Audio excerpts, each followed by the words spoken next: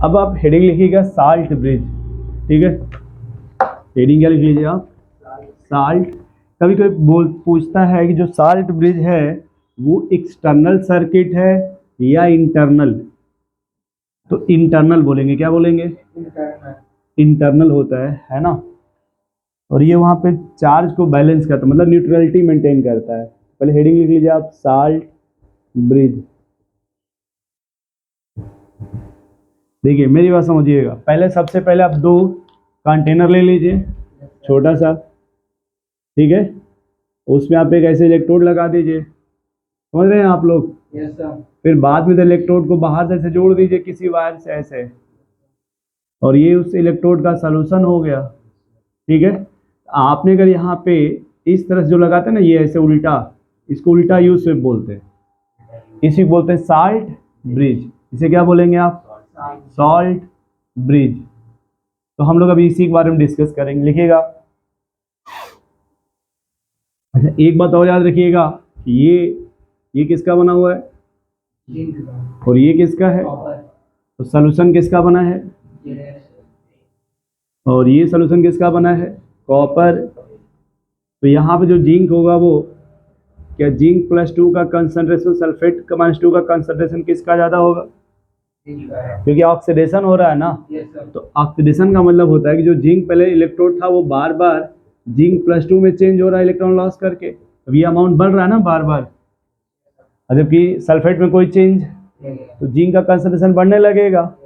और दूसरे में देखिए क्या है कि जो रिएक्शन में कॉपर +2 है वो किस में चेंज हो रहा है, कॉपर में। इलेक्ट्रॉन गेन करके किस में चेंज हो रहा है, तो जो सोल्यूशन में +2 आयन था वो इलेक्ट्रोड पे जाके जमा हो रहा है ना। समझो भैया, इधर देखो आप, यदि मान लो आप कोई ग्लास लिए हो, उसमें आप कोई सामान मतलब कुछ हिट कर रहे हैं, तो हो सकता है उसमें कुछ ऐसे हैं जो जाकर उससे चिपक रहे हो बार बार, तो अगर चिपकेंगे तो उसके अमाउंट तो कम होंगे ना। तो यहाँ देखिए जब ये अमाउंट कम होगा तो कॉपर +2 और सल्फेट में यहाँ किसका कंसंट्रेशन बढ़ जाएगा, क्या ये समझ रहे हैं। तो अगर ये न्यूट्रल करना है तो यहाँ पे कटायन है, तो यहाँ पे क्या जोड़ना पड़ेगा हमें, फिर एनायन, तभी तो न्यूट्रल होगा। और अगर एनायन है तो यहाँ पे क्या जोड़ना पड़ेगा, कटायन, तभी तो न्यूट्रल होगा। तो इसमें लिखिएगा पहला पॉइंट। अच्छा एक बात समझ गया आप कि जो जिंक है इस पे कौन सा चार्ज मिलेगा आपको, ये आप फिर पूछना देखना, अभी तक उनको लंका लगी होगी। और इस पे कौन सा चार्ज मिलेगा, मेरी बात समझ रहे हैं। पुराना वाला अपना वो बचपन वाला कॉन्सेप्ट नहीं लगा कि दोनों मेटल है तो निगेटिव पॉजिटिव कैसे हो गया, मेरी बात समझ रहे हैं आप।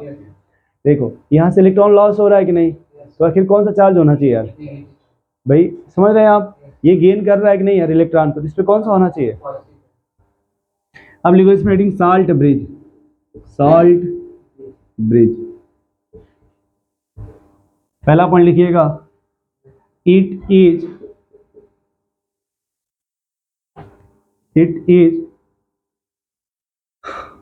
अपोजिट। उल्टा को क्या बोलते हैं, क्योंकि यू तो ऐसे होता है ना, it is opposite U shape. Salt bridge कैसा होता है, और ये पोरस होता है। पोरस समझ रहे हैं यहाँ पे, पानी की टंकी देखें आप लोग, नल में ऐसे पोर, जैसे पानी आता है तो पोर होते हैं, हाँ जैसे नहीं, जैसे ये ऐसे लगा जिस पानी आता है तो छोटे छोटे पोर मिलेंगे आपको, समझ रहे हैं आप। तो यहाँ पे ये पोरस होता है, मतलब इस आयन को आने के लिए, मतलब जितना रिक्वायरमेंट होता है उतना ही। आप ऐसा नहीं कि मतलब पूरा पानी इधर और इधर आन, नहीं जो सबमर्सिबल का पाइप होता है दो तरह। देखिए जो धुलाई होता है तो उसमें देखें यहाँ पे पोरस नहीं रहता, पूरा बफर सिस्टम ऐसे रहता है। तो आप लोग अपने हिसाब से इसको यहाँ पे पिक करके अपने हिसाब से इसको पोरस बनाते हैं जिस तरह का रिक्वायरमेंट होता है। ये पोरस रहता है, कैसा रहता है। तो ये हो गया पहला पॉइंट, कैसा, it is opposite U shape. ये एक्सटर्नल है कि इंटरनल, देखिएगा, it is filled with, second point, it is filled with agar agar. ये बायोलॉजी में अगार अगार आता है, ये जेल होता है, क्या होता है भाई, जेल या जेली, जैसे नहीं किसान जेम आता है, बट इसको ट्राई मैंने नहीं किया, ट्राई मत करिएगा आप लोग। इट इज फिल्ड विथ अगर अगर जेली तरह का सब्सटेंस होता है, जेल होता है विथ, इसमें इलेक्ट्रोलाइट पाया जाता है। क्या पाया जाता है भाई, इलेक्ट्रोलाइट लाइट दैट इज जैसे KCl कॉमा पोटेशियम नाइट्रेट कामा अमोनियम नाइट्रेट, अमोनियम तो देखिए ये Cl होगा तो इधर चला जाएगा। अब जैसे इसमें देखेंगे तो इधर आ जाएगा Cl माइनस या फिर NO3 माइनस, समझ गए इस तरह से इधर आ जाएगा K प्लस या फिर अमोनिया माइनस को न्यूट्रल करने के लिए K प्लस या फिर कौन आ जाएगा भाई आपका अमोनियम आयन। और नेक्स्ट पॉइंट लिख लीजिएगा, ये जो साल्ट ब्रिज है इसका फंक्शंस क्या होता है भाई, ये साल्ट ब्रिज का फंक्शंस क्या लिखिएगा, maintain electrical neutrality, electrical neutrality.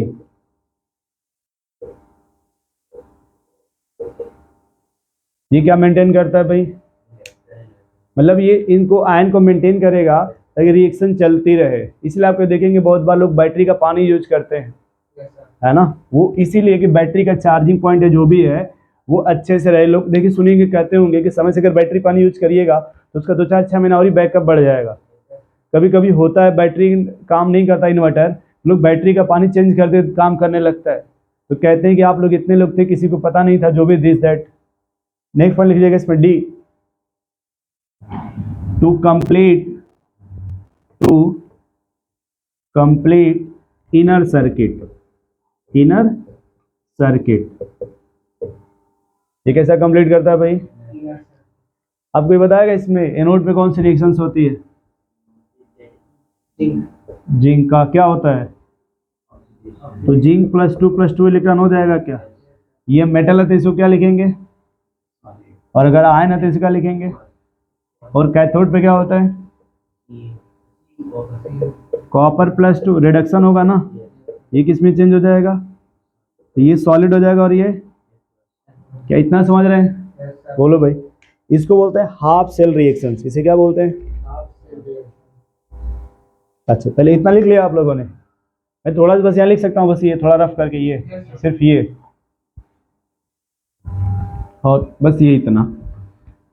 क्या इसमें कोई डाउट आप लोगों को, बस एक पॉइंट बताओ, ये कॉपर है वो एनोड है कि कैथोड, कॉपर पे कॉपर जो है उसको एनोड बोलेंगे कैथोड, तो फिर ये जो जिंक है इसको आप एनोड बोलोगे या कैथोड, एनोड को आप जिंक बोल रहे हो क्या, तो अगर अब बोला जाए मास, क्या बोला जाए, तो मास क्या होगा एनोड पे, क्योंकि बार बार ऑक्सीडेशन और इलेक्ट्रॉन लॉस होगा ना, तो लॉस होगा तो ये जिंक आगे इस पे गिरने लगेगा ना फिर, तो फिर कैथोड पे अगर बोला जाए, कैथोड पे सर मास क्या होगा, मास ज़्यादा होने लगे, बढ़ने लगेगा क्या, बोलो भाई, तो यहाँ जो रिएक्शंस होगा उसे बोलेंगे एनोड हाफ सेल, इसे क्या बोलेंगे आप, एनोड हाफ सेल।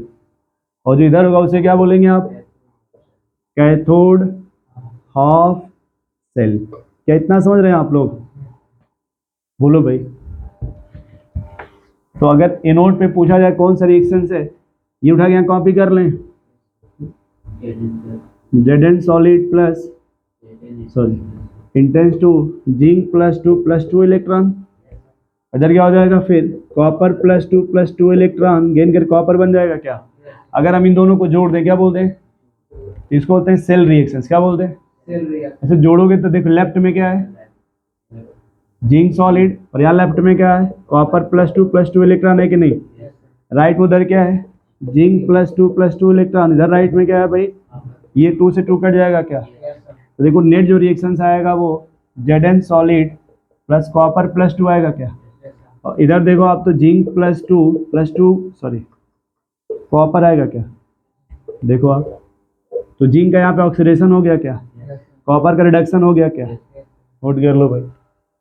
अब जानते हो अगले क्लास में हम लोग क्या पढ़ेंगे, जैसे यहाँ से कौन जा रहा था, इस पे कौन सा चार्ज है, मेरी बात समझ रहे हो पहले, यहाँ कौन सा चार्ज है, नेगेटिव। जैसे मान लो ये मार्कर है, इस पे कौन सा चार्ज है, और हम जिसमें डिप किए ना जिस सोल्यूशन में मार्कर को, जिस सोल्यूशन डिप किए हो उस सोल्यूशन में कौन सा चार्ज बढ़ रहा है, देखो जिंक किस में चेंज हो रहा है,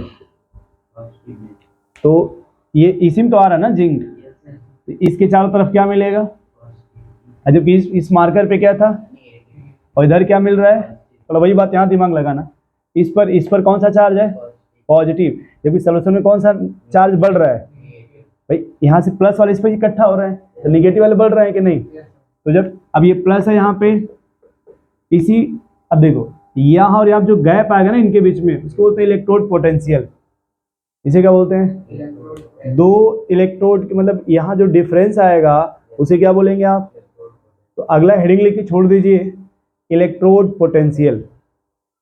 अगले क्लास में हम लोग डिस्कस करेंगे इलेक्ट्रोड पोटेंशियल, है ना। थैंक यू आप लोगों को भाई।